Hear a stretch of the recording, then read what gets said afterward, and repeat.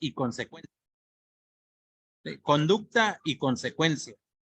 ¿Sí? Y eso no solamente aplica para el derecho penal, digamos, mexicano o para el Código Penal federal, el Código Penal de las federativas, sino para prácticamente todos los códigos penales en el mundo.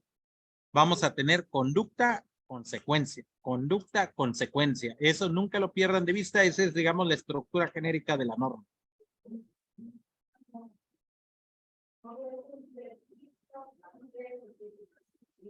Entonces, aquí si nosotros tenemos conducta, consecuencia, ese va a ser, digamos, la estructura genérica de lo que es una norma penal.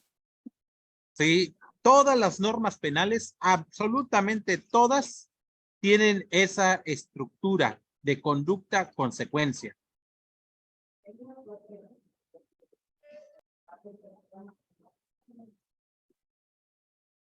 Y por tanto, no podemos hablar, digamos, de que una norma penal le falte alguno de estos elementos, porque entonces sería una norma penal imperfecta o una norma penal que no cumpliría con los requisitos o propósitos por el cual fue diseñada. Fíjense que hasta 2013, cuando se regulaban los delitos en materia de amparo en la antigua ley de amparo, traía la conducta, pero no traía una consecuencia. Entonces decíamos que era un tipo penal en blanco. ¿Por qué? Porque no se cumplía con uno de los dos elementos que integra la norma. ¿Sí? Y fíjense que esta norma no solamente es para el ámbito penal, sino que es para todas las disciplinas del derecho. ¿Sí? Es decir, de nada me sirve tener una conducta o, digamos, una hipótesis normativa si no sabemos cuál es la consecuencia jurídica. Entonces, a partir de este concepto vamos a ir desarrollando la estructura de la norma. Y fíjense que ahora, antes de empezar la cuestión introductoria, quiero comentarles que el próximo viernes en desde Veracruz, específicamente desde el Teatro Clavijero, vamos a tener oportunidad de platicar directamente con el senador Ricardo Monreal, porque ya entre el doctor Rubén Quintino y su servidor hemos estado trabajando desde hace muchos años sobre un código penal nacional. ¿Sí? Es decir, se va a poner a la mesa del senador Monreal, que es el presidente de la mesa directiva de la Cámara de Senadores, la creación de un código penal nacional, un código penal único para todo el país. Ya le llevo yo la iniciativa por la cual se reforma el artículo 73, fracción 21, inciso C de la Constitución Política de los Estados Unidos Mexicanos, para efecto de que sea una facultad exclusiva del Congreso de la Unión regular sobre en materia penal, es decir, sobre el Código Penal Nacional. No puede haber Código Penal Nacional si no le hacemos un pequeño toque a nuestra Constitución Política de los Estados Unidos Mexicanos. Sí, digamos, por ejemplo, en la República de Argentina, cada provincia tiene un código procesal penal, pero es un código penal único para todo el país. Están al revés de nosotros. Nosotros tenemos un Código Nacional de Procedimientos Penales, pero tenemos 33 códigos penales. Ellos están al revés, son 22 provincias más la ciudad de Buenos Aires, más la federación, son 24 códigos procesales y tienen un solo código penal para todo el país. Entonces, ahí va a haber una cuestión muy importante porque vamos a ver que a nivel nacional se tiene que unificar esos criterios. Claro, Sharon podrá decir, no, pero en Sonora se comete más el abigeato. O podemos decir, no, pero en Campeche se comete más el robo de miel o en Chiapas la tala de árboles. Sí, pero realmente esos delitos son muy pocos en comparación con delitos, digamos, como el homicidio, la violación, el secuestro. Por ejemplo, en el estado de Quintana Roo, En el artículo 126 se sanciona la violación de 25 a 50 años de prisión. Y en el ámbito federal, el homicidio calificado va de 20 a 50 años de prisión. Entonces está más agravado una violación que un homicidio calificado. O por ejemplo, en el tema del feminicidio, hay algunos códigos penales que no permiten más de 30 años de prisión. Y hay algunos códigos que traen prisión vitalicia. Y eso choca al momento de individualizar la pena.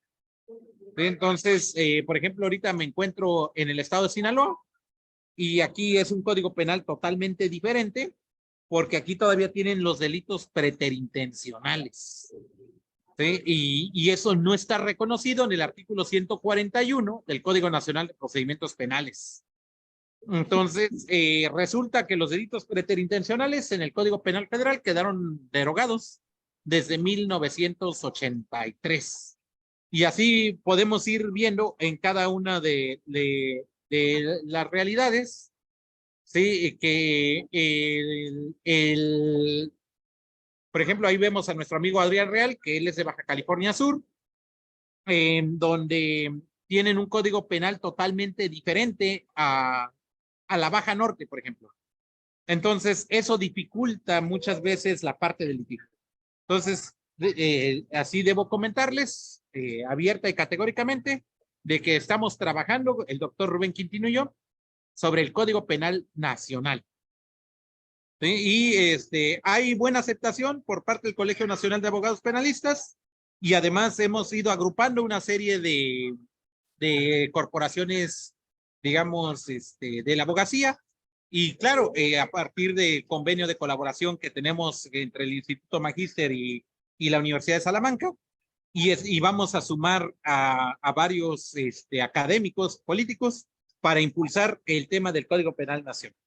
Es decir, la idea es de que no sé si en este sexenio nos alcance, pero sí lo van a tener los senadores, la iniciativa de reforma al artículo 73 de nuestra Constitución para legislar en materia penal, que solamente sea el Congreso de la Unión, la Cámara de Senadores y la Cámara de Diputados, los únicos que estén facultados para legislar en materia penal. ¿Sí? Y esto ya es una realidad. De hecho, el día jueves, es decir, antes del viernes que tengamos la reunión con el senador, voy a proyectar en el Zoom la iniciativa que le vamos a presentar a Monreal. ¿Sí? Que el propósito es de que vayamos viendo la necesidad y el fenómeno del Código Penal Nacional. ¿Sí? Ahorita, por ejemplo, está muy de moda el tema de la ley ácida. La ley ácida en Oaxaca y Puebla ha sido unas leyes muy deprimentes, violatorias a los principios de legalidad y proporcionalidad. La idea es de que con el Código Penal Nacional, si se va a implementar la ley Olimpia o la ley ácida, sea una única legislación nacional. ¿Sí? Por ejemplo, que no haya discrepancias de criterios al momento de la individualización de la sanción. Hace 4 semanas que estuve en Michoacán, se aprobó reformas al Código Penal de Michoacán para incluir la violencia vicaria. Y hace una semana hubo una aprobación por parte de la Cámara de Diputados del Congreso de la Unión, modificaciones a la Ley General de las Mujeres al Acceso a una Vida Libre de Violencia, donde se regula la violencia vicaria. Y han habido ahí algunas controversias en la forma de redactar el tema de la violencia vicaria entre algunos estados que ya la tienen vigente y algunos estados donde todavía no es delito. Entonces, con el Código Penal Nacional se busca que si se va a legislar en materia de violencia vicaria, solamente sea una modificación y sea aplicable para todo el país. Sí, así que ese tema va a estar de boga. Vamos a sacar comunicados de prensa y vamos a difundir en medios de comunicación la necesidad del Código Penal Nacional y varios ejemplos en donde es necesario esta legislación. Entonces, de hecho, yo ya tengo trabajado el tema así como en el 2013 tuvimos la oportunidad desde la Secretaría Técnica del Consejo de Coordinación para la Implementación del Sistema de Justicia Penal en México sobre la creación de un Código Nacional de Procedimientos Penales, que debo decir, a diferencia de otras personas que dicen que son las autoras o redactoras del Código Nacional, la respuesta es que fue un conjunto de académicos eh, reunidos. Yo solamente participé en una mesa de trabajo, por eso yo nunca me he considerado ni autor ni partícipe en la redacción del Código Nacional de Procedimientos Penales, porque nuestras aportaciones prácticamente fueron irrisorias, a comparación de las que hizo, por ejemplo, Rubén Quintino, o a comparación de las que hizo Moisés Moreno. ¿Sí? Entonces,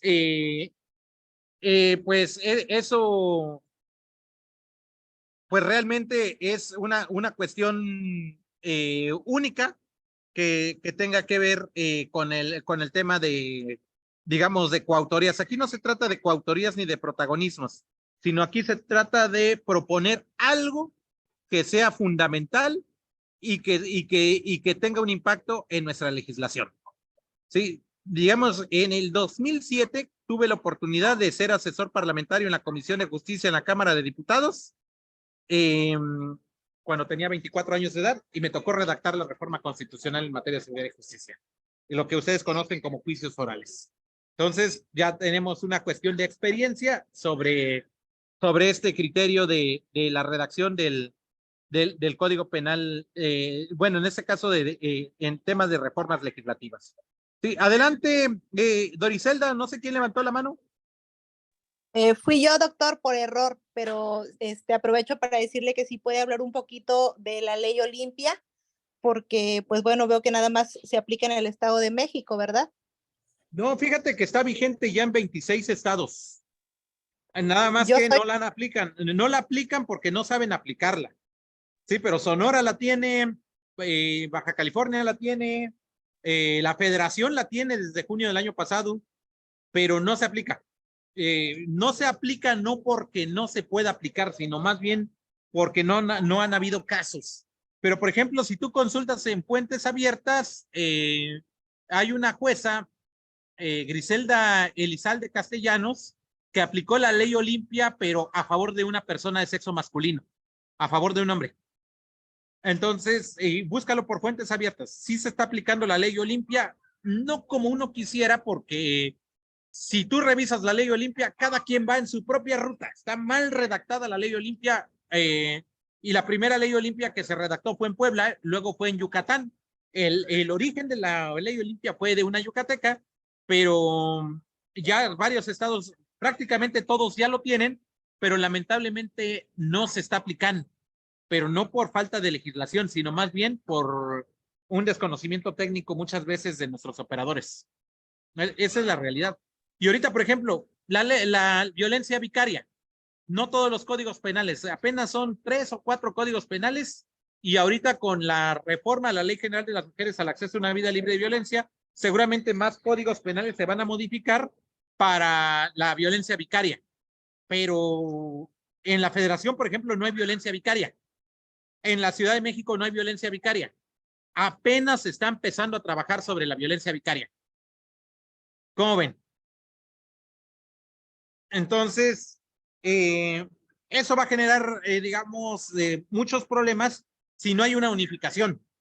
Fíjense que cuando se creó la Ley General para prevenir y sancionar los delitos en materia de secuestro en el 2012, también fue un problema porque tuvo que venir la Corte a decir a través de jurisprudencia cómo aplicar esta ley, derogando el secuestro en cada una de las entidades federativas, porque las entidades federativas no querían soltar la regulación en materia de secuestro.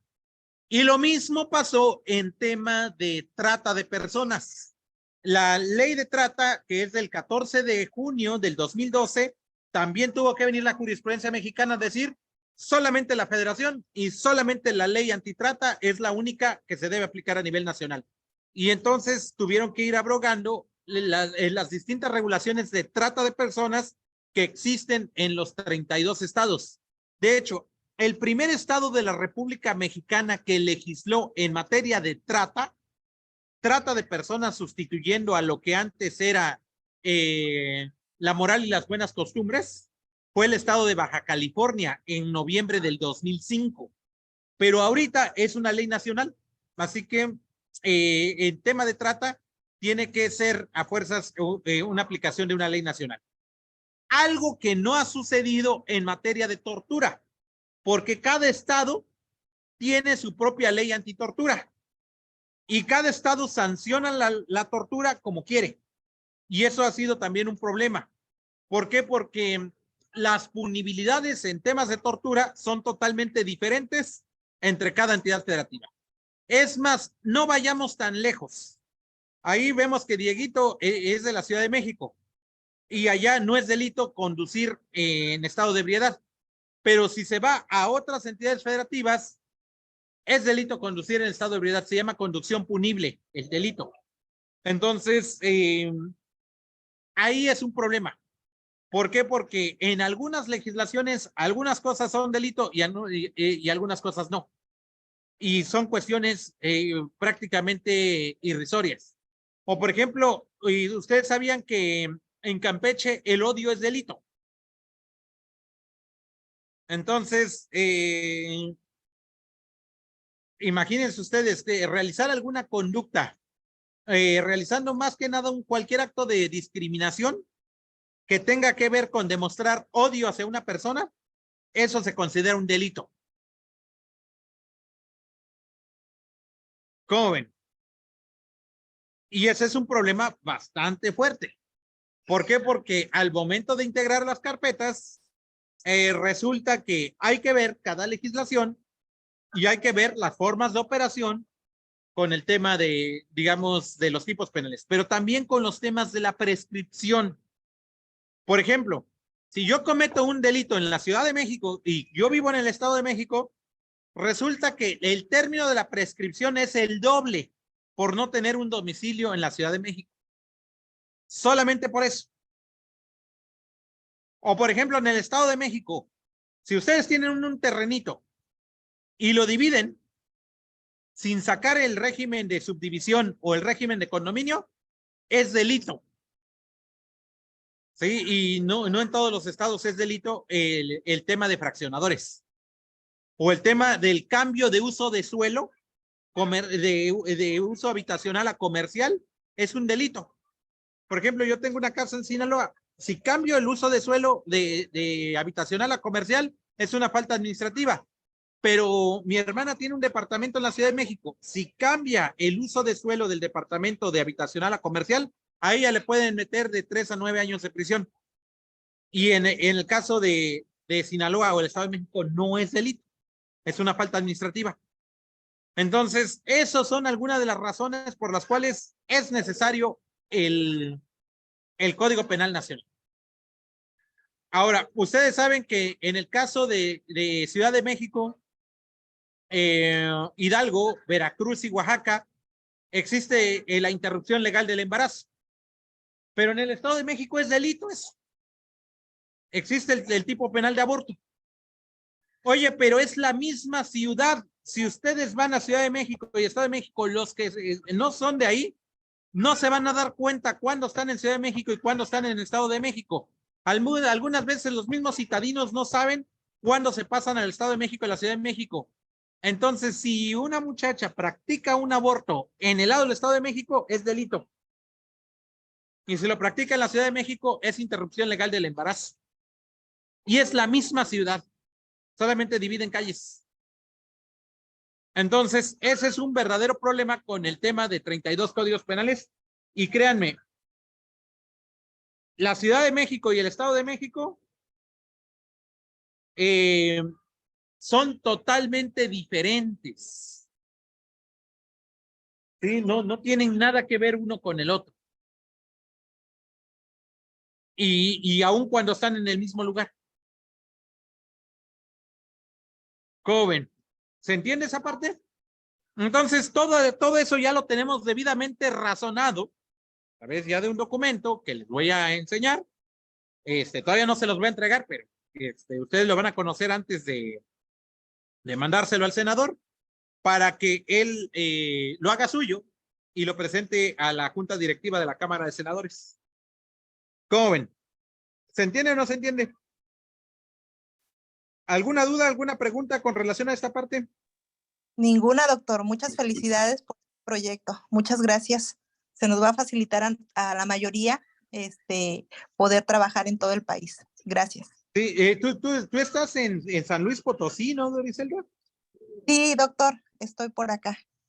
Sí, entonces, ¿y tú, Ludwig?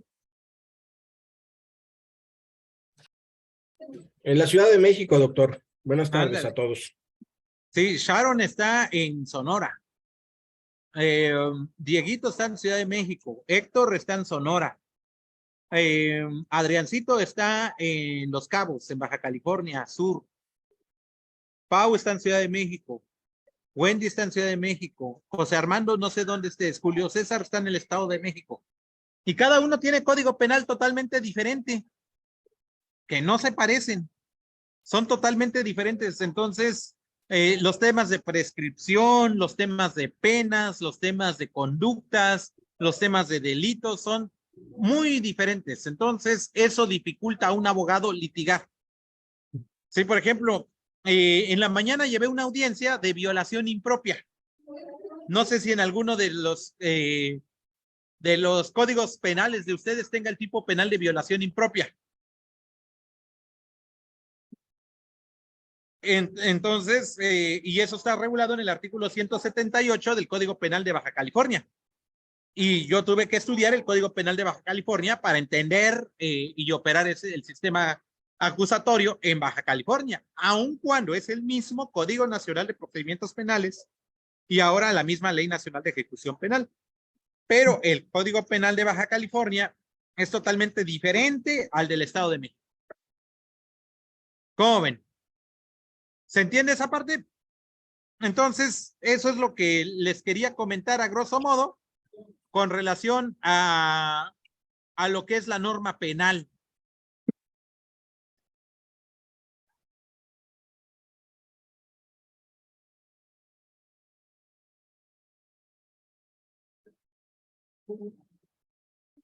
¿Alguna duda? No, maestro. Muy bien, entonces vamos a continuar. Por ahí vi un micrófono prendido. ¿Quién habló?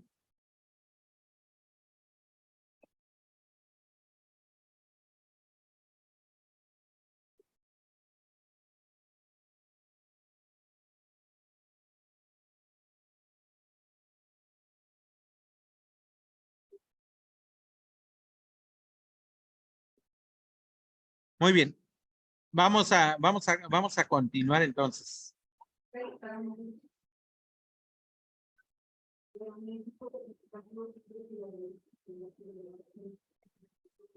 Me pueden interrumpir en cualquier momento, sin ningún problema.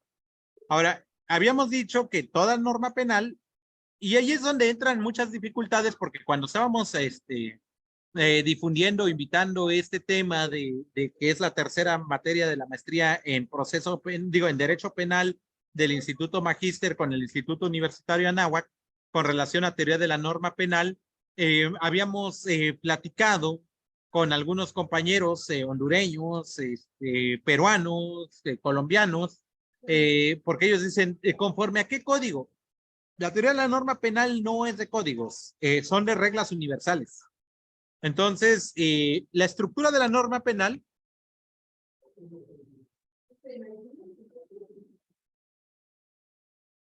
y fíjense que vamos a dar una conferencia en Tunja ahora en el mes de mayo. Tiene dos elementos, la conducta y la consecuencia. Nunca pierdan de vista esta estructura. ¿Sí? Toda norma, en general, no solamente la penal, toda norma tiene conducta-consecuencia, conducta-consecuencia. Es decir, aquí es la descripción, por ejemplo, del tipo penal. Y claro, aquí podemos tener una pena, una medida de seguridad, una medida de seguridad accesoria a la pena,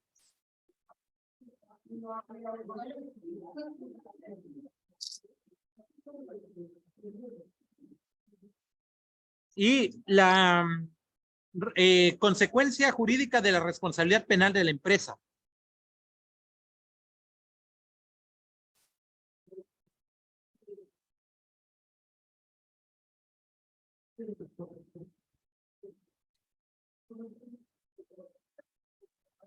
Fíjense que estaba yo en la mañana viendo un tema de que absolvieron a una persona por un delito de peculado en el fuero federal, pero la persona está privada de su libertad también por peculado en el fuero común. ¿Pero qué creen? En el fuero federal no le pueden aplicar a su empresa de esa persona responsabilidad penal, porque el artículo 11 bis del Código Penal Federal no permite que se le aplique peculado a las personas jurídicas, a las empresas. ¿Pero qué creen? Que está vinculada a procesos la persona jurídica en el fuero común por peculado. ¿Por qué? Porque el fuero común no tiene el candado que tiene el fuero federal. Revisen ustedes el artículo 27 del Código Penal de la Ciudad de México. La empresa puede cometer cualquier delito. Y en el Código Penal Federal, la empresa no puede cometer cualquier delito, solamente los delitos que están en el artículo 11 bis.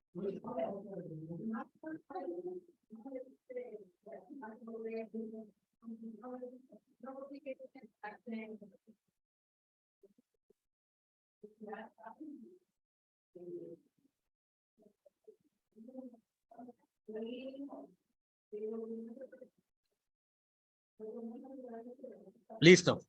Entonces, vamos a decir que en la conducta, ojo, a palabras de Quintino, y eso se los voy a mencionar así directamente.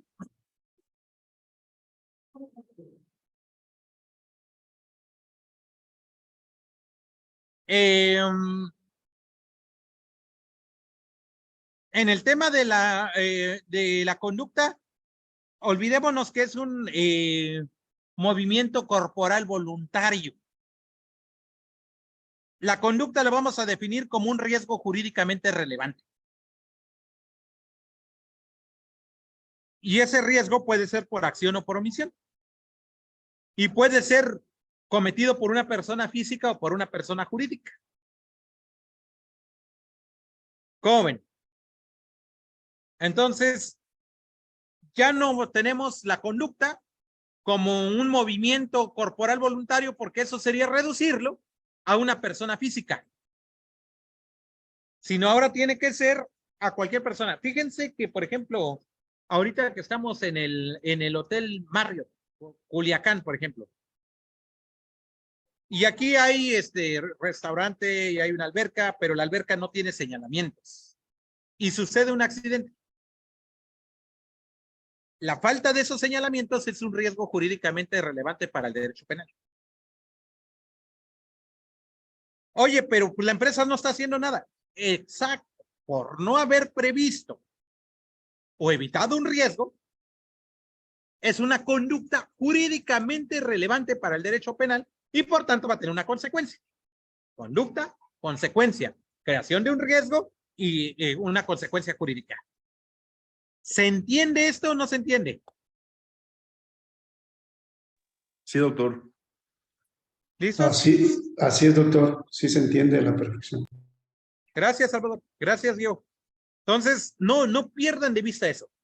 Sí, siempre conducta, consecuencia, pero no vean la conducta como manotear algo o como realizar un acto, como agarrar un celular y hacer una transferencia. No. La conducta es la creación de un riesgo. Entonces, un hotel crea un riesgo cuando no pone señalamientos en sus zonas comunes donde puede haber un accidente. Por ejemplo, vamos a suponer que en el mismo hotel haya una cocina industrial, pero no pone señalamientos de que esa parte o esa barra es caliente. Y llega un huésped, un niño o una niña huésped y se quema. Oye, pero pues eso fue problema del cocinero. No, problema de la empresa. ¿Por qué? Porque crearon un riesgo. ¿Quién lo creó? ¿El constructor? ¿El diseñador? ¿El gerente? ¿El encargado de cocina? No me interesa. La empresa es la que me interesa. ¿Por qué? Porque está bajo su administración y custodia en el cumplimiento de su objeto social, cuidar y proteger los derechos de la, digamos, y los bienes jurídicos de sus huéspedes. Y si no pone cuando menos un letrero que diga cuidado caliente, entonces está creando un riesgo. Y ese riesgo es jurídicamente relevante para el derecho penal, que si se produce una consecuencia, digo, si se produce un resultado, va a tener una consecuencia. ¿Cómo ven? ¿Alguna duda? Continuamos. Ahora, fíjense lo siguiente. Cuando tradicionalmente, adelante, Doriselda. Doctor, disculpe la interrupción. Con la confianza que nos brinda, yo quisiera hacer una pregunta. Por ejemplo, si no hay una empresa, yo tengo un asunto donde una chica que va al gimnasio, tomó un aparato, se le cae, estaba bien acomodado y es un lugar clandestino, o sea, es un gimnasio que no cuenta con permisos, no cuenta con la estructura que debe tener un gimnasio, ninguna inscripción ni nada. Tiene un dueño y la persona que es entrenadora. Entonces, ese aparato estaba mal acomodado.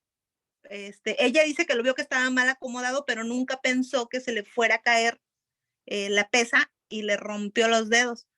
Ahí, ¿cómo se manejaría? El dueño del gimnasio es responsable. Y si es una empresa no legalmente constituida, también es responsable. Recuerda que el Código Nacional de Procedimientos Penales reconoce a las empresas jurídicamente constituidas a través de un acta constitutiva, pero también reconoce a las empresas de facto. ¿Cómo ven? Perfecto, doctor. Muchas gracias. Entonces, y hacia allá vamos. Y ahorita les voy a poner algo muy sencillo. ¿Cómo definimos el delito tradicionalmente? En el Código Penal Federal dice acto u omisión que sancionan las leyes penales. Una definición viejita. Acto u omisión es un riesgo jurídicamente relevante que sancionan las leyes penales, es una consecuencia. Esta es la definición, digamos, en el ámbito federal. Pero en algunos estados, ¿cómo definen el delito? En el Código Penal del Estado de México, por ejemplo, artículo creo que es el 6, o cómo se define, digamos, siempre la cuestión del delito. Acción u omisión que sancionan las leyes penales. Sí, que eso es el Código Penal Federal. Como conducta típica jurídica culpable y punible. Podría ser. Sí, entonces ahí tenemos varios elementos y con eso se cumplen como procesos o ciclos. ¿Listos? Entonces, vean lo siguiente. Conducta típica.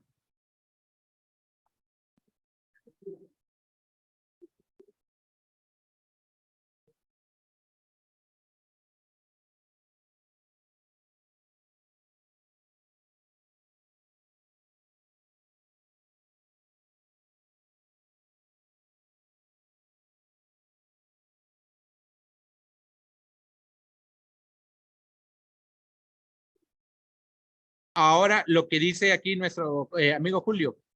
Conducta, tipicidad y antijuridicidad.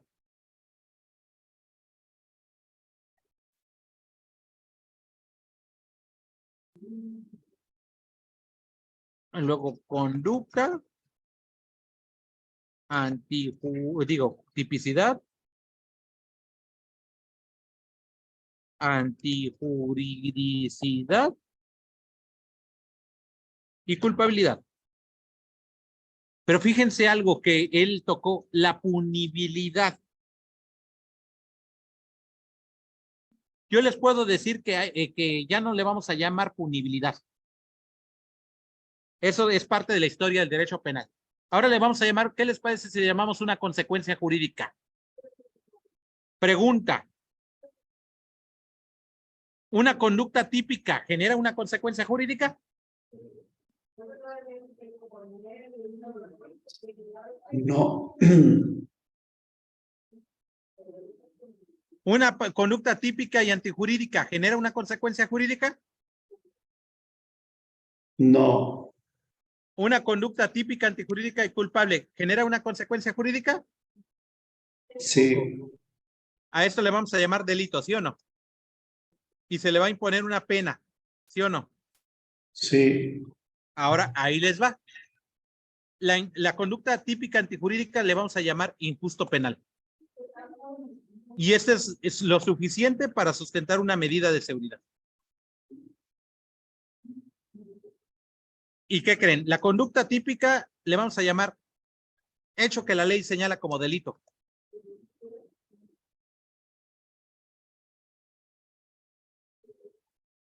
Y la consecuencia, medida cautelar. ¿Qué les parece? ¿De qué me sirve dividir eso, así como Julio César lo ha hecho, si no va a haber una consecuencia? Si nada más son puros conceptos. De nada. Vamos a crear una definición o vamos a hacer esa división porque va a haber consecuencias. Por eso, olvidémonos de la palabra punibilidad y ahora hablemos de consecuencia jurídica. Entonces, una consecuencia jurídica de la conducta típica es la aplicación de una medida cautelar o medida de protección o providencia precautoria. La aplicación de una conducta típica antijurídica se llama injusto penal. Si no, pregúntenle al adolescente, artículo 1 de la ley de adolescentes. Y las medidas de adolescentes son medidas de seguridad. Y una conducta típica antijurídica y culpable se llama delito y es la base para la imposición de una pena. Entonces, no voy a dividir el delito nada más porque quiero dividirlo, porque se oiga bonito dividirlo, o porque haya, digamos, porque así nos los han enseñado tradicionalmente. No. Ahora vamos a revolucionarlo. ¿Qué les parece? Entonces, yo no me voy a desgastar a decir tu conducta es típica, sí, pero ¿qué consecuencia tiene? Ninguna. Pues, ¿para qué lo divides? No. Sí tiene consecuencias. ¿Cuál? La imposición de una medida de protección, por ejemplo. Ahorita acabo de ver un tema aquí de una persona que lo están acusando de un delito. Fui a hablar con el Ministerio Público y ya decretaron medidas de protección. Oye, pero ¿ya tienen acreditado algo? No. Solamente tienen el hecho que encuadran en una hipótesis normativa. Nada más. Y con eso es suficiente para la aplicación de una medida de protección. ¿Y qué no la medida de protección ya es una consecuencia jurídica? No me digan que no. No sé si se entiende.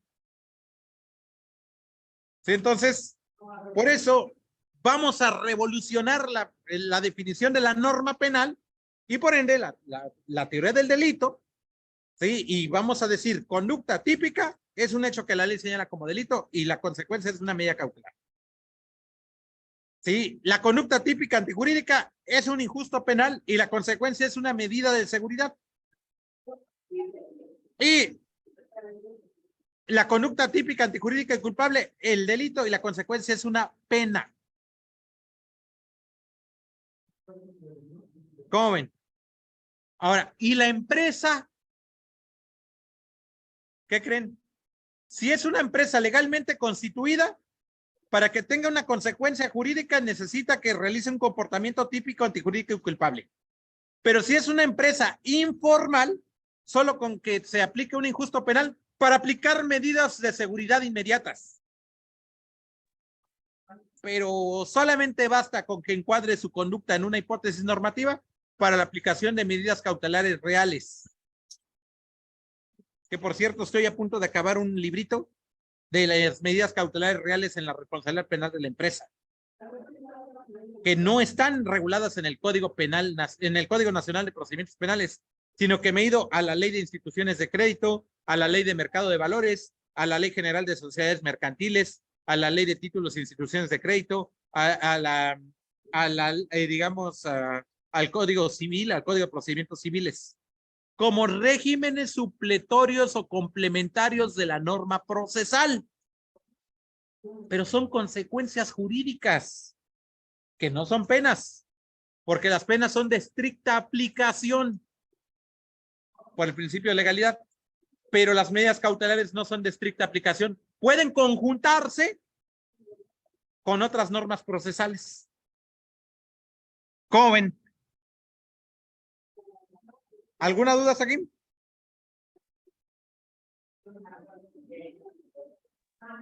Todo muy claro, gracias.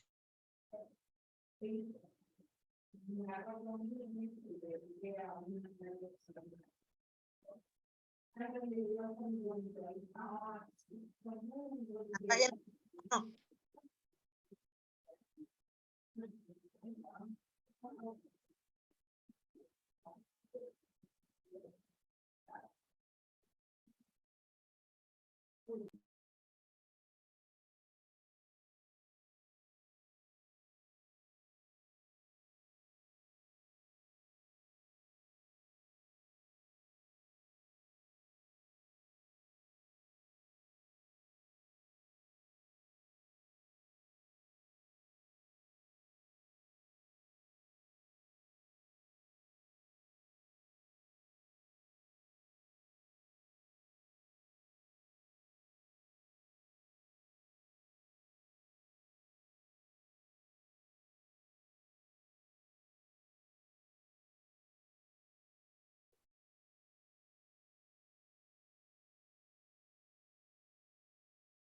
Muy bien, vamos a continuar entonces.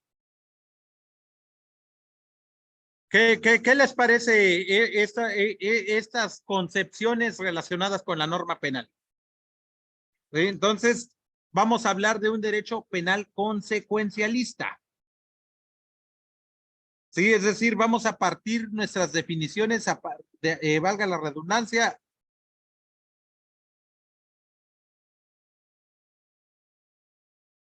de acuerdo a las consecuencias. Vamos a tener algo así.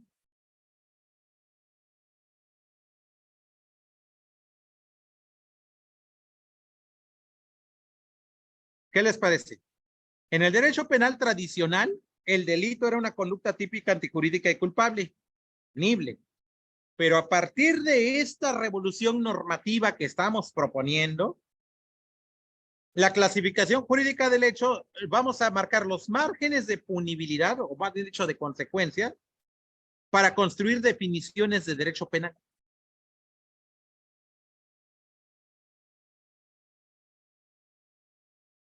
Un ejemplo.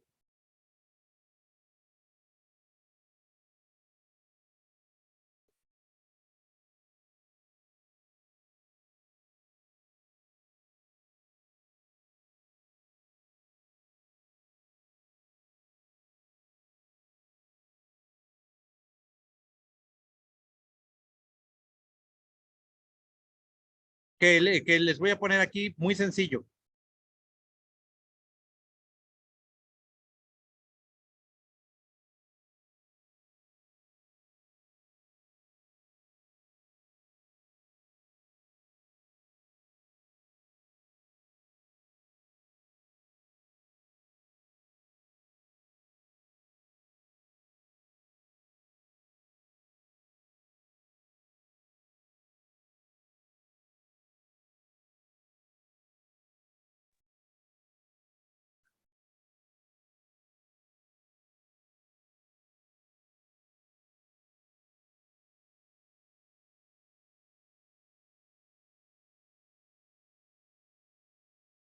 A ver si lo alcanzan a ver. En una formulación de la acusación, este es el hecho jurídicamente relevante.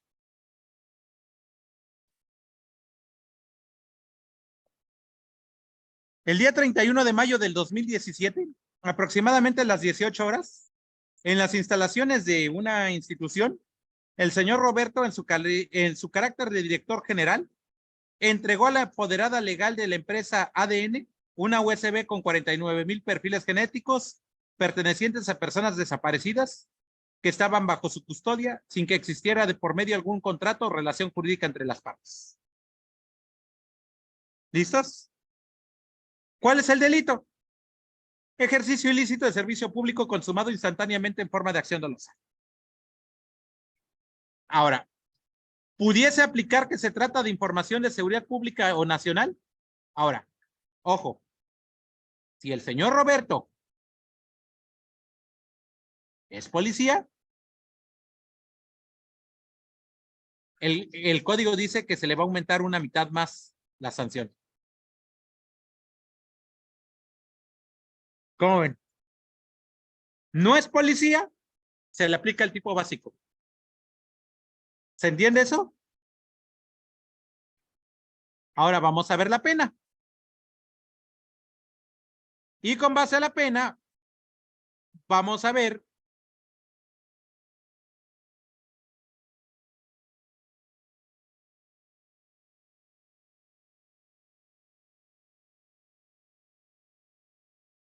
si es jurídicamente relevante o no, digamos su consecuencia. Y vean lo siguiente, gradualidad de la sanción.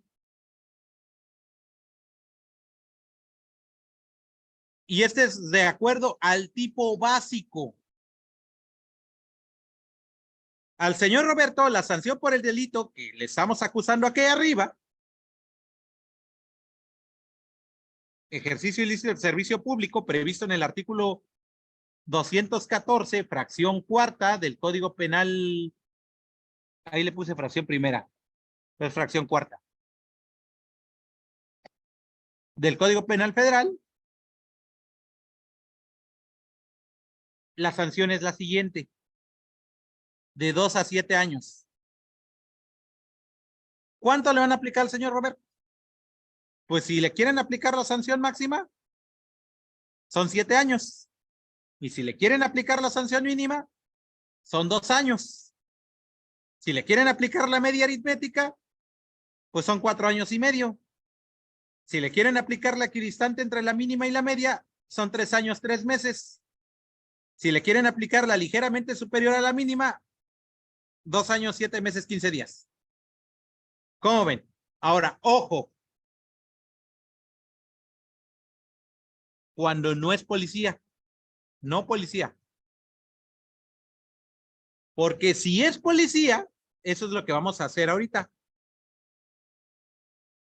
Vamos a graduar la sanción. Sí, policía.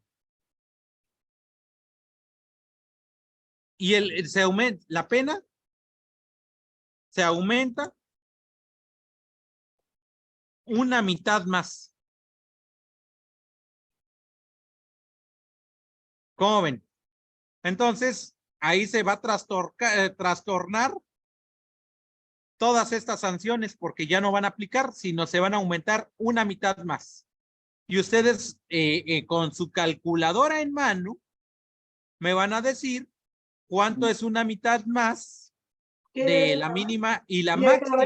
No, que estoy viendo a mi novia. Charo, me redes.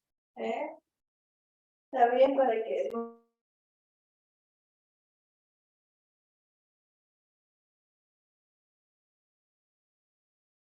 ¿Listos? Entonces, aquí lo que vamos a tener es lo siguiente.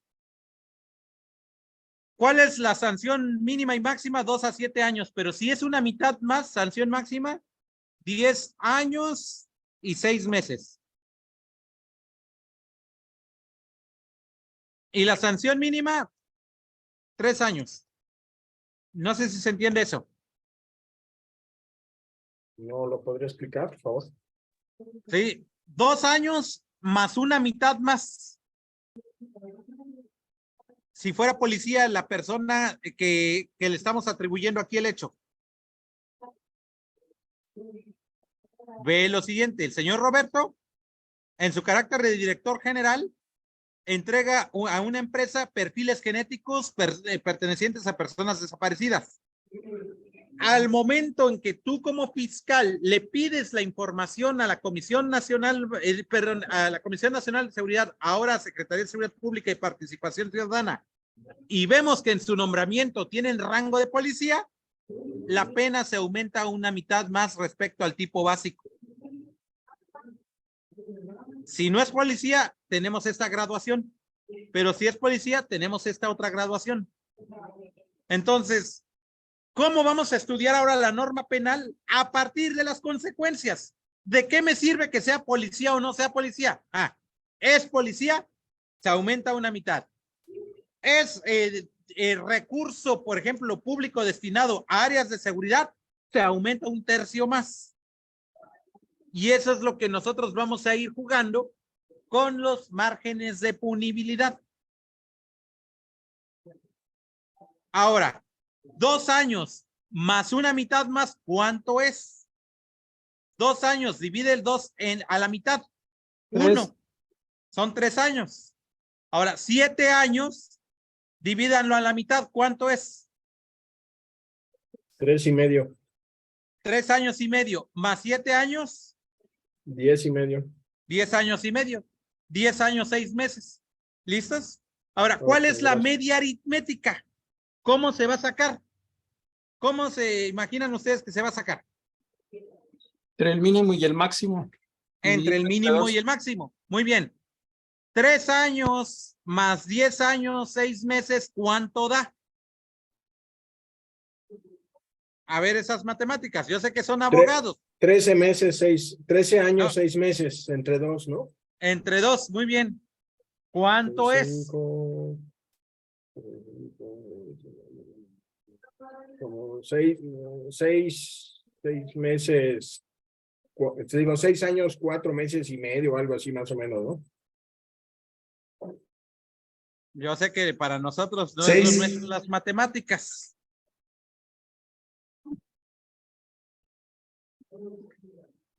¿6 años? 9 meses. 6 y 6, sí. 6 y 6, 12, 9 y 9, 18. 18 meses es año y medio, son 13 años y medio, ¿sí? 6 años, 9 meses. A ver, ¿por qué sale eso? Hagan la ecuación.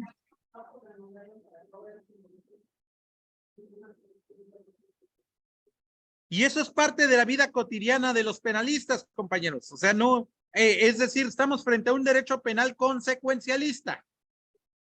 Si no sabemos calcular eso, a nuestro cliente no le va a interesar si cometió una conducta típica antijurídica y culpable.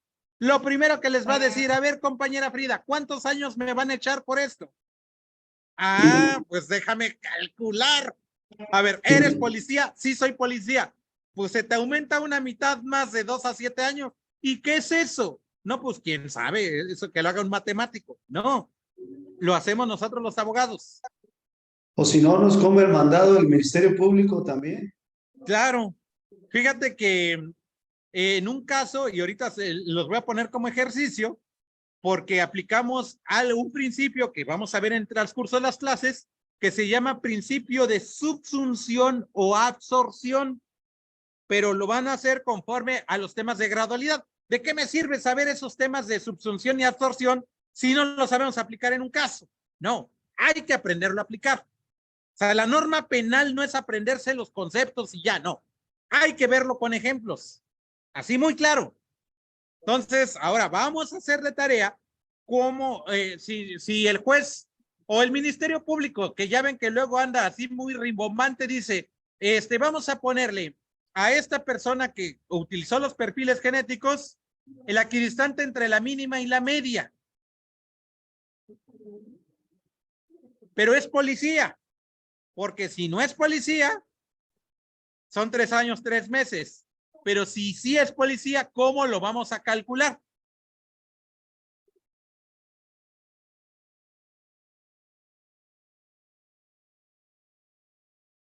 Calcúlenlo.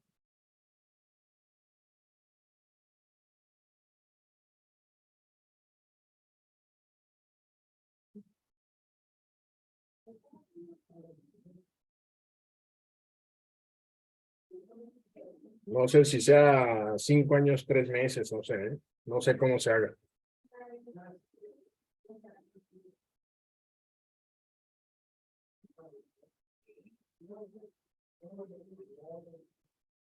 Para la cercana, la máxima sería 9.6 meses. Consecuentemente, la equidistante entre la media y la máxima sería 8, 2 meses.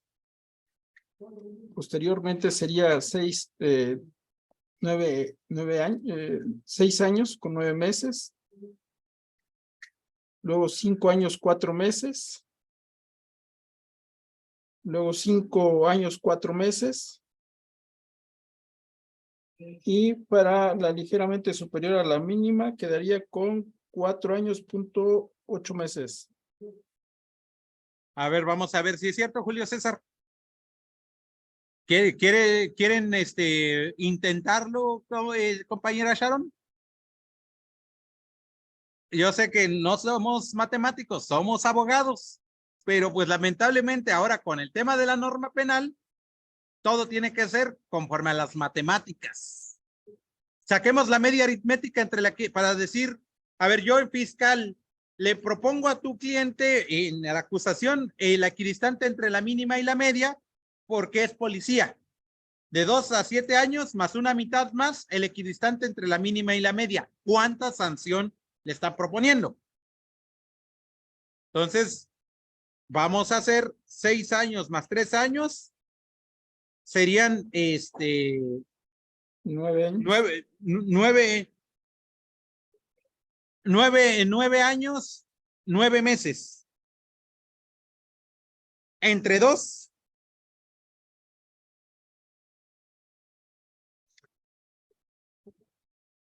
Maestro, pero ahí no tendríamos que sujetarnos a las reglas que establece el Código Nacional en relación al procedimiento abreviado. ¿O estas son? No. Estas son para la acusación. Ahorita vamos al abreviado. ¿Quieres complicarte todavía un poquito más? Lo complicamos, sin problema, ¿eh? Primero No, saquemos nada. esto y ahorita sacamos para el abreviado. No te me adelantes, es el siguiente tema. Tranquilo. Sí, nada más con este mismo caso nos vamos a enredar. ¿Listo? Entonces, ahí nos da 4 años, 10 meses, 15 días.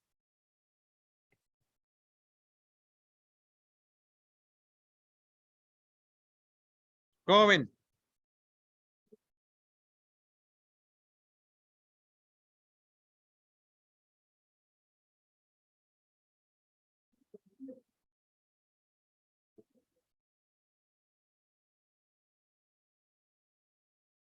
¿Se entiende o no se entiende?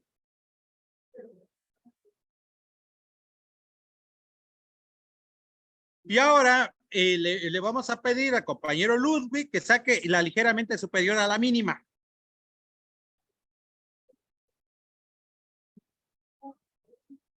Cuatro años más 3 años, 10 meses, 15 días. ¿Cuánto daría? Ligeramente. 7, 3,5.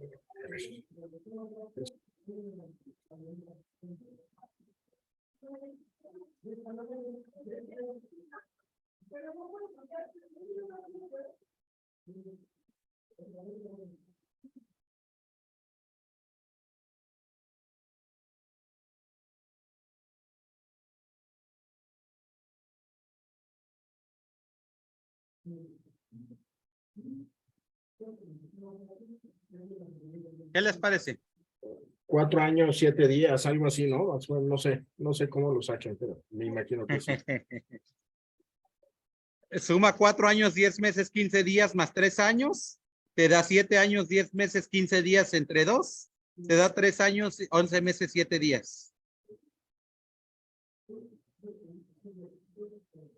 ¿Qué les parece? A ver, maestro, ¿cómo sacó 3 años, 11 meses, 7 días? Suma 4 años, 10 meses, 15 días. Más 3 Ajá. años. Da 7 años, 10 meses, 15 días. Ahora divídelo entre 2.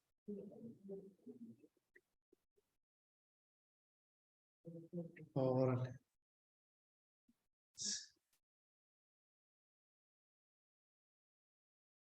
Entonces siempre lo vamos a estar dividiendo entre 2. Sí, digamos, la mínima y la máxima entre 2, mínima y máxima entre 2. Por ejemplo, media aritmética y equidistante entre la mínima y media, entre 2 te da la cercana a la media. 6 años, 9 meses, más 4 años, 10 meses, 15 días, entre 2 te da cercana a la media. Ahora, por ejemplo, de la equidistante entre la media y la máxima, 10 años, 6 meses, más 6 años, 9 meses, entre 2 te da la equidistante entre la media y la máxima. Okay. Muchos números, ¿ah? ¿Listos? Ahora verán. En el tema del abreviado, que ahí nos estaba pidiendo nuestro compañero Salvador.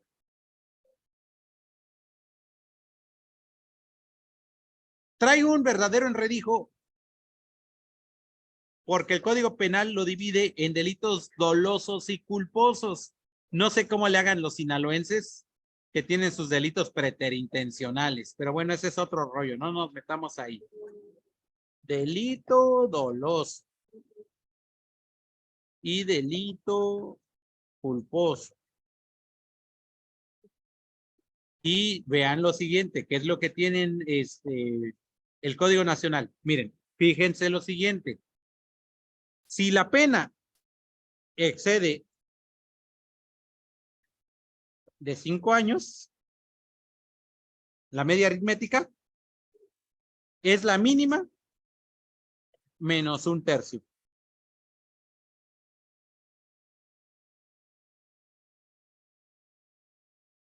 Y en el caso del delito culposo, si la pena excede de 5 años, es la mínima menos 1/2.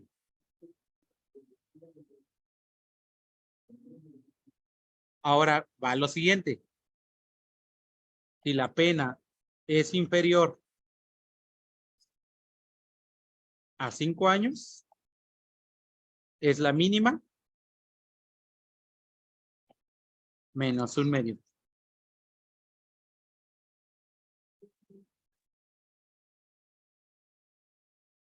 Y aquí, si la pena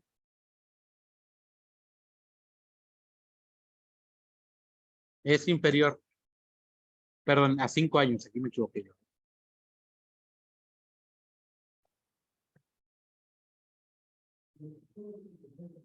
Es la mínima menos 2/3. ¿Qué les parece? ¿En qué artículo está eso, doctor? Perdón. Esto está en el artículo 202 del Código Nacional de Procedimientos Penales.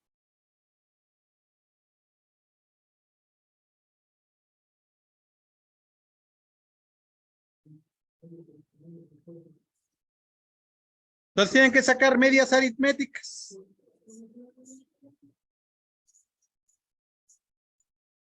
Y sobre eso disminuir.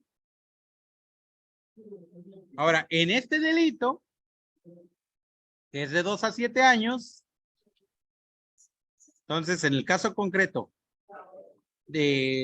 caso de Roberto NN.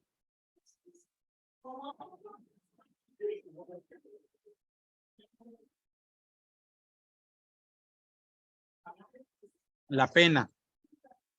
Bueno, el tipo básico.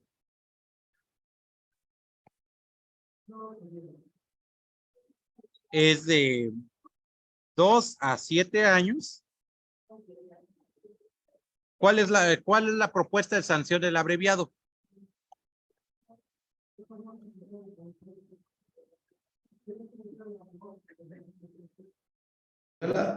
El primer supuesto, ¿no? De que cuando la pena exceda de 5 años, No, ¿no? no. ¿Por qué? Por el término medio aritmético. Exactamente. Entonces vas a sumar. Ok. En este caso es 2 Sería más 7. 9. 9. No rebasa los 5 años. Entre 2 ¿Cuánto da? 4 años. 4 años, 6 meses. Y por tanto, se aplica la sanción de la mínima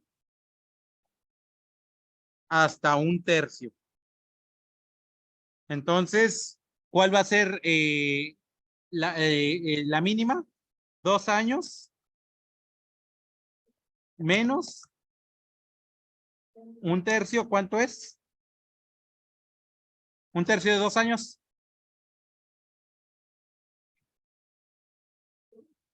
Ocho meses.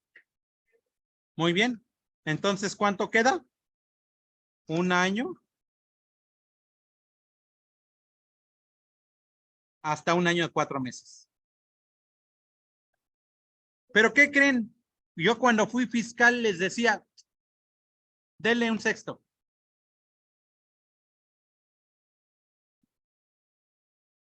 Y acharon porque me cae bien y su cliente es buena onda, denle 1/5. 2 años menos 1/6 y 2 años menos 1/5. ¿Cuánto es?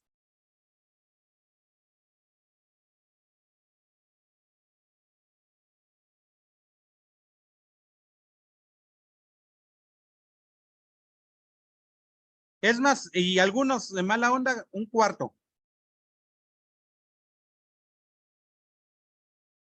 ¿Qué les parece? Sobre esta misma sanción. ¿Cómo lo haríamos?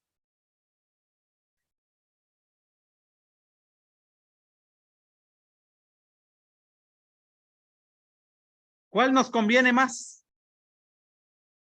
¿El cuarto, el quinto o el sexto? El cuarto, ¿no? Le quita más, ¿no? Claro. Entonces, El primero creo- hasta 1 año, 4 meses se va a ser el tope máximo. Pero 1/4 de la pena, y así se hacía el dictamen de la fiscalía. Entonces, si yo le voy a proponer a su cliente de la compañera Frida, 1/4 de la pena, entonces son 2 años menos 1/4 es 1 año, 6 meses. ¿Qué les parece?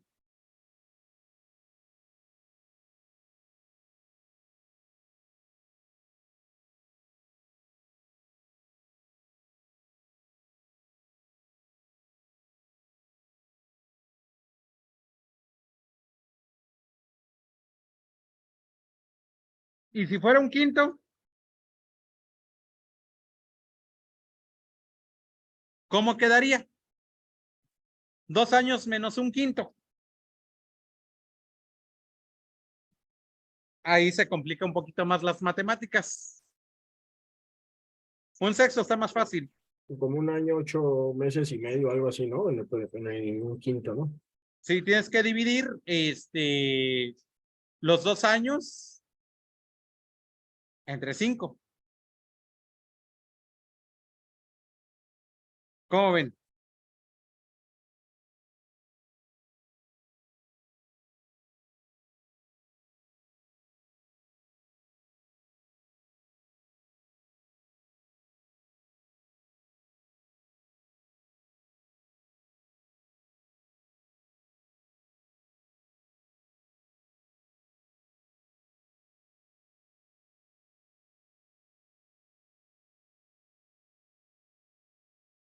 Y el otro, los 2 años entre 6.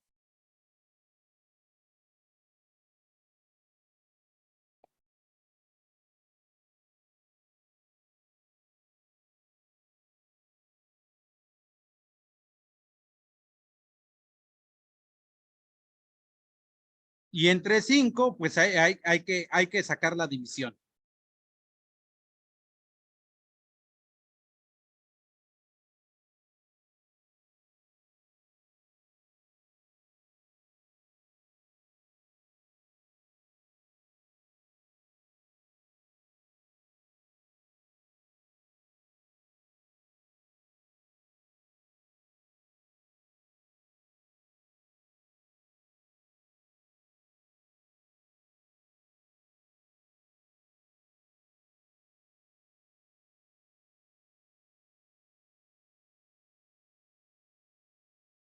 ¿Cómo ven? ¿Sí se entiende o no se entiende?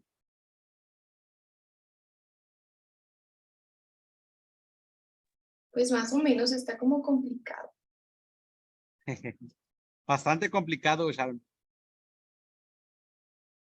Ahorita nada más hay que sacar el quinto. Hay que quitarle 4.8 meses.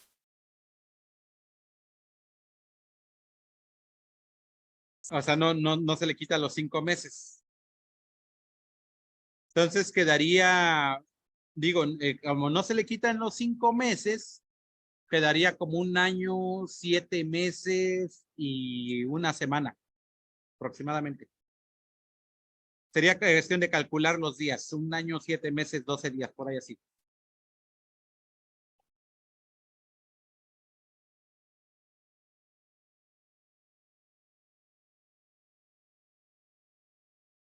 Más o menos sería esa la sanción. ¿Cómo ven? ¿Sí les parece bien? Incluso es un poquito menos de días. Ahorita lo checamos. Pero a lo que me refiero es de que si se dan cuenta, las matemáticas juegan un papel fundamental en el campo del derecho penal y específicamente en la norma penal. Entonces, esta fórmula que viene en el abreviado, que está en el artículo 202, es de verdadero dolor de cabeza. Y si las penas vienen mal redactadas, está peor el asunto.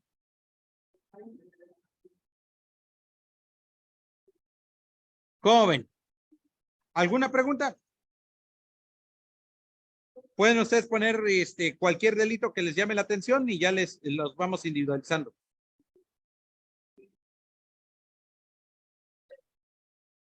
Podría ser el... Adelante, compañero. Serían 6 días, ¿no? Porque 0.8 por 30, ¿no, doctor? Sí. Pues me sobrarían 6 días, según yo. Y Podría ser el hacer o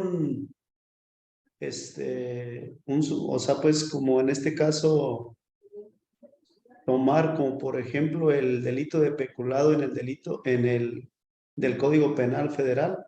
a ver, el peculado.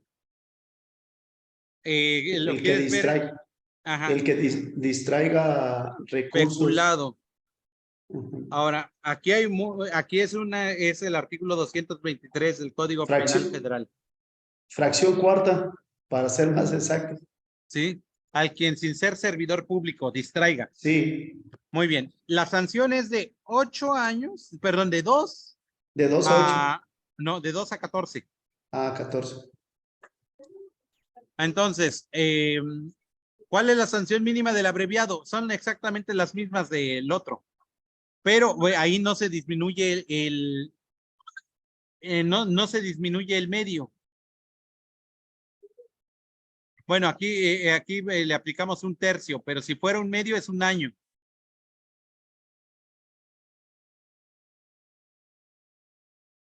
Ahora, ¿pero qué crees? El mismo artículo 223 dice, pero si se trata de recursos destinados al área de seguridad,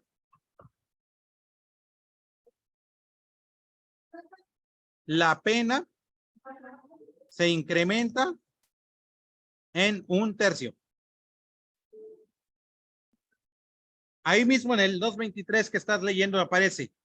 Entonces, la pena será ahora, 2 más 1/3, ¿cuánto es? 2.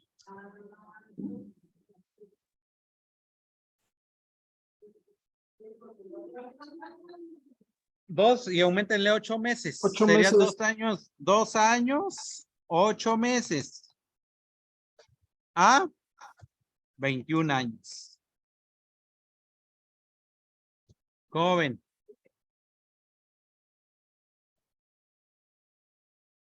¿Sí se entiende o no se entiende? Ahora, como 2 años, 8 meses más 21, son 28 años, 2 meses, entre 2 son 14 años, un mes, excede de los 5 años, es la mínima menos un tercio. Aquí le puse, si fuera un medio, porque queda hasta un año. Y aquí le vamos a poner un tercio. Para que no...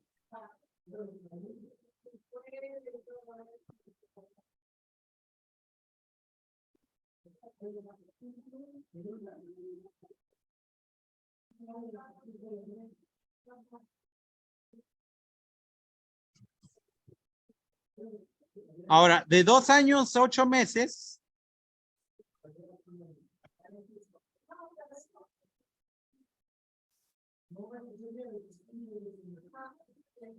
Menos un tercio. ¿Cuánto es?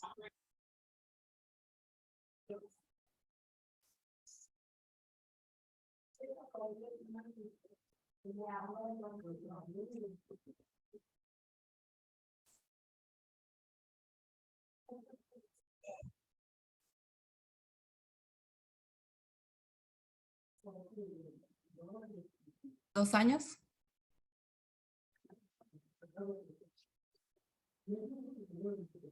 ¿2 años? Le está... Un año. Dice 2 años más 8 meses menos un tercio. Muy bien. Hagan la ecuación. Pero podría ser. Quedaría 1 año, 6 meses. No. ¿Por qué 1 año, 6 meses? Porque menos un tercio, evidentemente. Sería 1 año, 10 meses, ¿no? Si a los 2 años le quitamos un tercio, estamos reduciendo 8 meses. Ajá. Y de esos 8 meses, el 1/3, quedaría prácticamente en 2 meses. Entonces sumamos los 6 meses más los 2, quedarían en 8, un año, 8 meses. No, 1/3 de 8 meses no es 2 meses, ¿eh? Es un poquito más. Porque si sumas 2 por 3 son 6 meses, te está sobrando 2 meses. Sí, 2 meses, sí. 1 año, 8 meses. Yo creo que un poquitín más.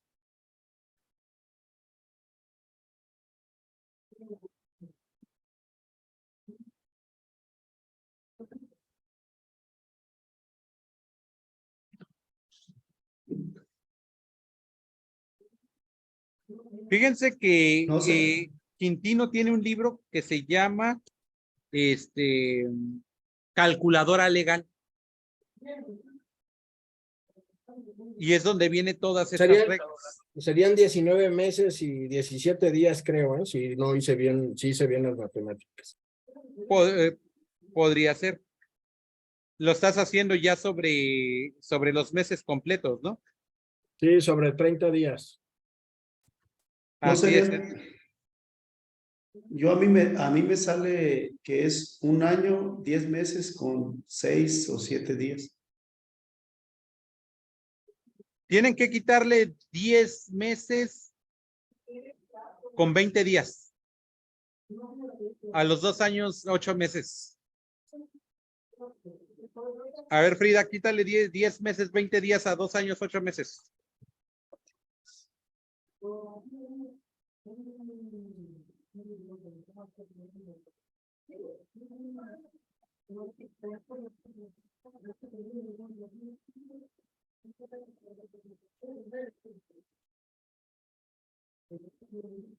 Entonces, 10 meses, 20 días, si lo multiplica por 3, da 2 años, 8 meses. 32 menos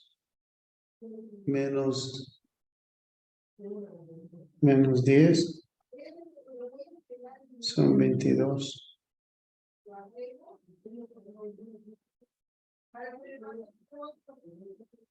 Por eso vienen siendo Ajá. un año con 10 meses. Muy sencillo. Vean lo siguiente. Los años, tradúzcanlo a meses. Entonces son 32 meses. Y esto divídanlo entre 3. Y lo escribimos los 24 meses. Después quedaron. Ahora, 32 meses entre 3, ¿cuánto da?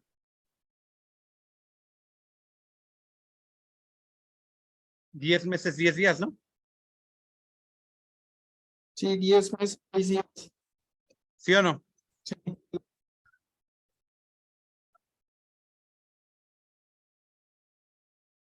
No, perdón, 10 meses, 20 días.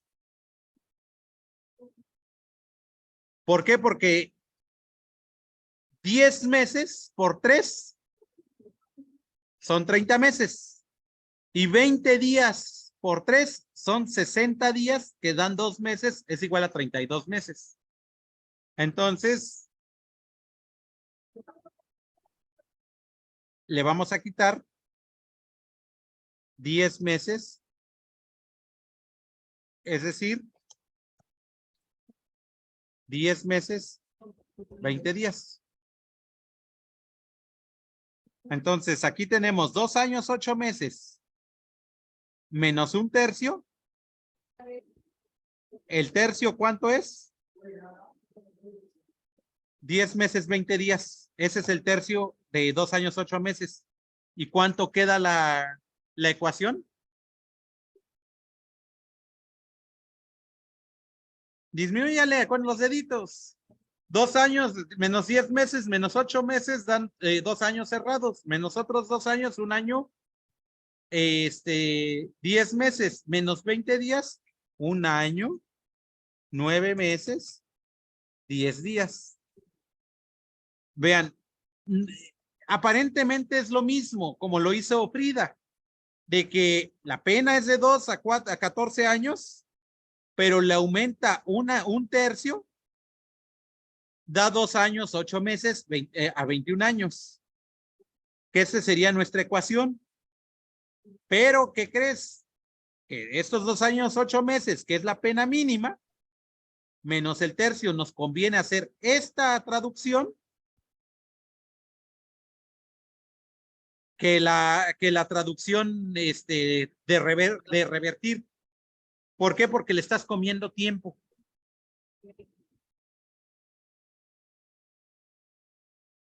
No sé si se entiende. Lo mismo sucede en materia fiscal. Una cantidad masiva y después quítenle la cuestión del IVA y va a variar la cantidad.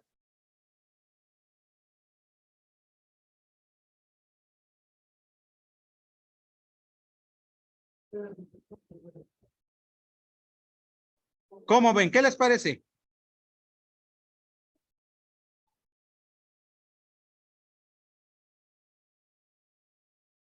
¿Sí estamos de acuerdo? Sí, doctor. Así es. Sí, sí, estamos. Sí, entonces con eso, no es lo mismo 1 año, 9 meses, 10 días que 2 años. Ya le van ganando. Y de esa forma, ustedes pueden ir argumentando con base a las mismas reglas de la norma penal. Nada más. ¿Qué les parece?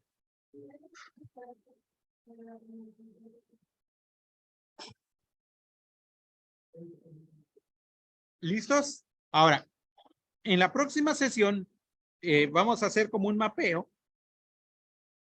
Ahorita porque voy a salir a otro tema, pero vamos a hacer un mapeo de, digamos, de las estructuras de las normas penales con base a las consecuencias. Sí, vamos a hacer muchos ejercicios, puros ejercicios, pero todos fundamentados en la norma penal. Sí, vamos a hacer cálculos. Y esto es aplicación matemática del principio de legalidad. ¿Cómo ven? Adelante, Salvador, te escucho. Maestro, pues todo me resulta interesante, pero ahí en al principio que nos maneja sobre la estructura del delito, pues lo que es conducta y su consecuencia, habla de un derecho consecuencial. Así es. Pero veo que la estructura está muy simple, pero donde no estoy, no comprendo del todo es cómo es que la propuesta que usted menciona en cuanto a que el derecho penal tradicionalista se hace a un lado para que ahora sea lo que es lo que menciona usted de que debe haber un riesgo adquirido, un riesgo, algo así. No, la Eso, creación de un riesgo. Aquí está. la La creación de conducta un es la creación de un riesgo jurídicamente relevante para el derecho penal. Tú Ajá. creas un riesgo y te encuadra la norma, eso ya es una conducta. O sea, se refiere al sujeto activo que crea un riesgo. Sí, pero el sujeto activo no es una persona física, es cualquier persona, física o jurídica. Ok. Y en relación a la norma descrita por la norma, un código, pues, ¿verdad? Sí, claro. Ajá. Entonces, Le vamos a llamar ese es hecho jurídicamente relevante. ese es el parámetro a seguir en relación a la aplicación de la dogmática en los casos reales que nos encontremos o que tengamos que llevar a la práctica. Claro. Ahora, no se te olvide este letrero. Hecho jurídicamente relevante, así lo llaman los colombianos también. O sea, no todos los hechos, sino aquellos que tienen relevancia para... ¿Se te apagó tu micrófono, Salvador? Sí, no todos los hechos.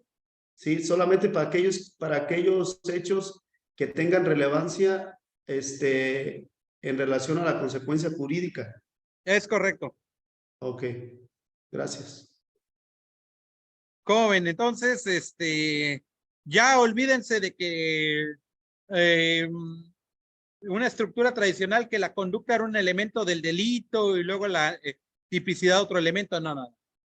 Si una conducta no tiene relevancia para el derecho penal, ¿para qué la estudias? No tiene ni caso. O sea, la compañera Frida trae sus lentes, se los puso. ¿Qué relevancia tiene eso para el derecho penal? Hizo una conducta, sí, pero no es relevante para el derecho penal. ¿Ya? ¿Estamos de acuerdo? Ah, pero la compañera Frida está estrenando despacho, pero no tiene sus controles de vigilancia de respecto de sus asesores. No tiene un programa de cumplimiento. Está creando un riesgo. Y si uno de sus ayudantes da una mala asesoría que a la postre da a la pérdida de un asunto por un fraude procesal, el despacho es responsable por fraude procesal. ¿Por qué? Porque en el momento en que no crea un programa de cumplimiento para controlar a sus subordinados, se crea un riesgo, que es ahora sí jurídicamente relevante para el derecho penal. Porque en caso de acontecer un resultado, lo asume como suyo. ¿Pero eso se aplica en las personas físicas y morales o nada más está hablando En todas. En todas las personas, físicas y jurídicas. Okay. ¿Qué les parece? Entonces, pues les vamos a revolucionar el tema de la dogmática penal. Pues esa es la idea, que lo podamos captar al 100%. Sí, claro. Esa sería la idea. Y claro, con eso van a revolucionar demasiado el tema de las, digamos, de los asuntos. Fíjense que les voy a poner una lámina para que no se les olvide, así como manera de cultura general. Y ahí los penalistas se pelean mucho, entre ellos mi amigo Rubén Quintino. Yo no soy penalista, ¿eh? Sí, yo me dedico al proceso. Pero vean, en el caso del hecho jurídicamente relevante,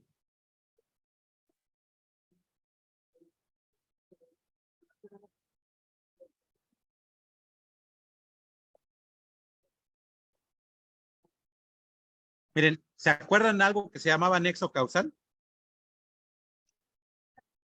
que era un elemento objetivo del tipo. A mí ya no me interesa si son objetivos, subjetivos o normativos. Con que estén descritos en la norma y encuadren es suficiente, ¿eh? Juicio de adecuación causal.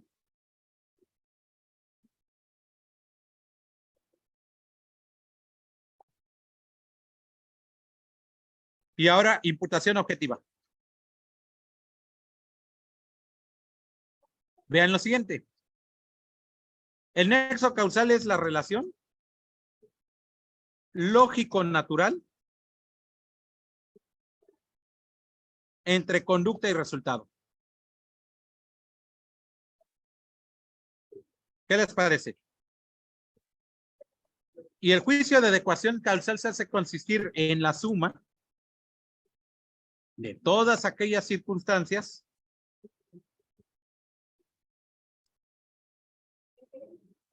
conocidas o cognoscentes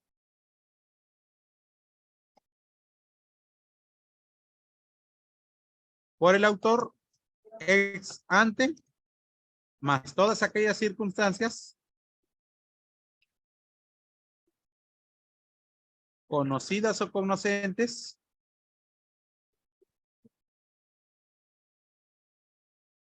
por un tercer observador objetivo ex post facto.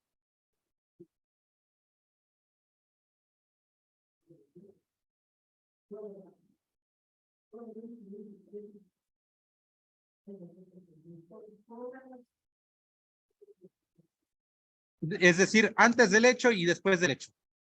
Y ahorita les voy a poner un ejemplo de cada uno. Y aquí, un resultado es objetivamente imputable al autor.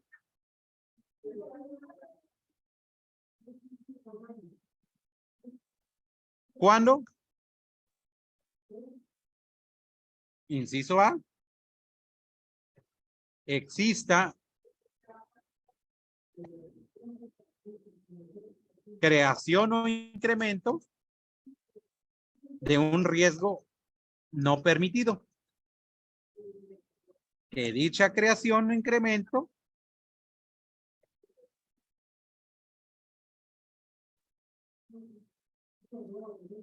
se concretice en un resultado. Y que el resultado pertenezca al ámbito protector de la norma.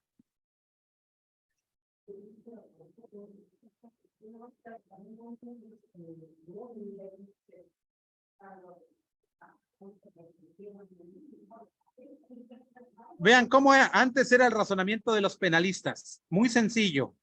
Conducta-consecuencia, conducta-consecuencia. Relación lógico-natural entre conducta-resultado. Después vinieron otros penalistas y dijeron no. En un caso concreto, cuando una persona, fíjense que el fin de semana a mi cuñado le di un platito de barbacoa, de consomé de barbacoa. Con eso tuvo para ya no caminar por el ácido úrico. Para él es veneno puro, un consomé. Oye, ¿se me va a ser atribuible ese resultado de una lesión por esa situación? Si yo conozco que esa persona tiene gota, cualquier alimento que tenga relación a ello le puede hacer daño. Pero si yo no lo conozco y le doy, no me es atribuible el resultado. ¿Estamos de acuerdo? En sujetos no autorresponsables principalmente. O sea, si antes del hecho conozco una circunstancia previa y a pesar de ello continúa con el resultado, eso se llama aceptación o indiferencia. Pero si no lo conozco, no hay nada. Y eso se da principalmente en tema de responsabilidad penal del médico. A ver, a una persona que se le aplica anestesia y se le entuba, genera una broncoaspiración. Ah, ¿qué pasó? Comió antes. Y no lo informó. Entonces, si el anestesiólogo sabía que había comido y a pesar de ello le vale gorro y lo entuba y hay una broncoaspiración, antes del hecho sabía eso, sí, les atribuye el resultado. Pero si no lo sabía o no le era previsible saberlo, entonces no le es atribuible el resultado. A eso se llama juicio de adecuación causal. En cambio, en la teoría del riesgo es más sencillo. Simplemente hay riesgos permitidos y riesgos no permitidos. O sea, toda conducta de persona física o jurídica siempre hay un riesgo. Siempre. Agarren un vehículo y hay un riesgo al prender el vehículo y manejar. Pero ese riesgo está dentro de un ámbito normativo, que es un reglamento. Ah, pero ¿qué pasa? Le suben a tercera, cuarta, incrementan la velocidad. De un riesgo permitido se pasan a un riesgo no permitido. Y ahí es donde se da el resultado. Entonces, cuando se crea un riesgo no permitido, entonces es un hecho jurídicamente relevante para el derecho penal. Pero si hay un riesgo que está dentro de la permisibilidad de la norma, no hay nada que estudiar. ¿Qué les parece? Pero ¿a poco ese riesgo permitido también aplica para los delitos dolosos, de naturaleza dolosa? Para todos los delitos.